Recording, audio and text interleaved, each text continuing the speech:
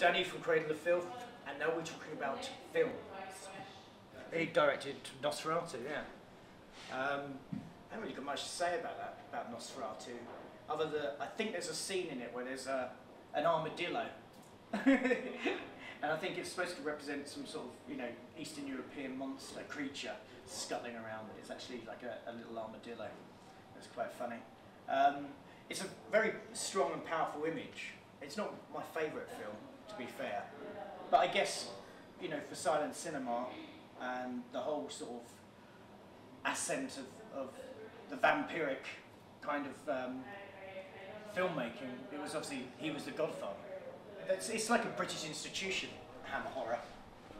Let me just sit and have a quick chat with you. Yeah, obviously during the 60s and 70s, Hammer put out some huge films, and they basically kind of redid initially a lot of what Universal were doing with Christopher Lee, mainly as a star turn, and Peter Cushing and other luminaries of the British cinema. With the whole, I think it was like 6 or 7 Dracula movies. They also did adaptations of Dennis Wheatley. In fact, I actually bought a box set which you can get from Amazon at quite a competitive price I hear, with about 50 different Hammer movies.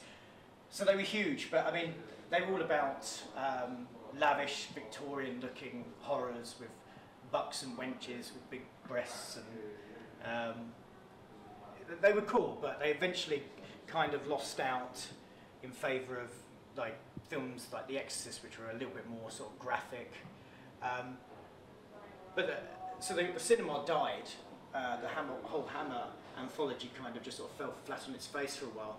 But apparently they've now started up again, and I think they've got a couple of films in the pipeline, which is The Woman in Black, which is a really great ghost story from the 19th century, by Susan Hill. And I believe they're also doing a version, or a British version, of the Swedish hit, Let the Right One In, which is a like coming of age vampire thing, but it's nothing like Twilight, thank God. Vincent Prize is another great horror icon. He's been in a lot of my favourite films, like the Roger Corman Poe adaptations, which things like The Oblong Box, Pit and the Pendulum, Mask of the Red Death, sorry.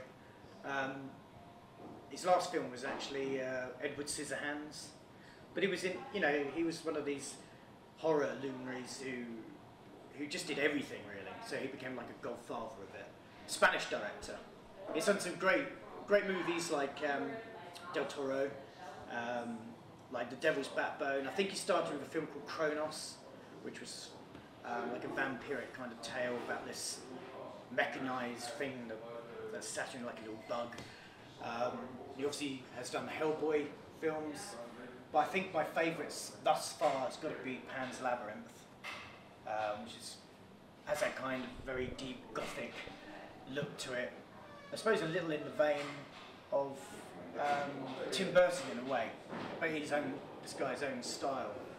Yeah, it's quite a tragic sort of turn of events, that film. Part gothic fairy tale, part sort of war, part horror.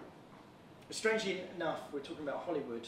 One of my best friends is actually the grandson of the man who pretty much started Hollywood, Douglas Fairbanks Jr. And my friend's called Dominic Fairbanks Jr. And he's just started his own film company at the moment. He's getting lots of investors in it. I think what he's trying to do is work on his grandfather's good name and keep it in the family. But a little jealous because last year I've seen the photos of him in LA with George Lucas and Steven Spielberg and Tom Cruise and people like that. So, I mean, he's got a good job.